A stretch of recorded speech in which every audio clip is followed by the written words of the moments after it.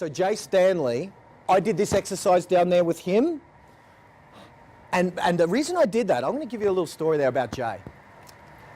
I was told by competitors of his down there that everyone, and beware of universal statements, that everyone down there hates him. They all use him to sell real estate, but the community I'm talking about, the community hates him. I wanted to prove this thesis because I was working with him. I had 18 months as his coach, right, as the whole coach for Bar & Stanley down there.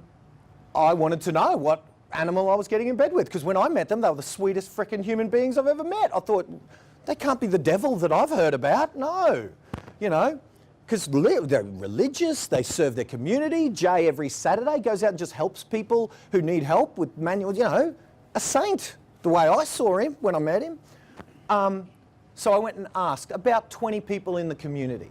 And I just said, I'm doing some research. I'm from the eastern states, and I'm just checking out, I'm just doing some research and stuff. Can I just say to you, and give me a really an honest answer if you could, if I said the name to you, Jay Stanley, what does that mean? Do you know that name?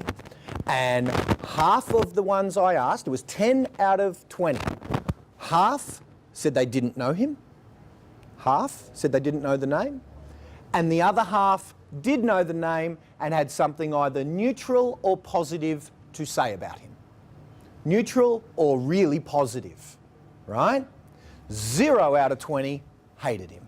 And I gave them the space to hate him if they wanted to articulate that.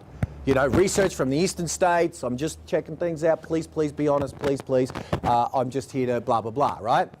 0 out of 20. So here's my contention to you guys.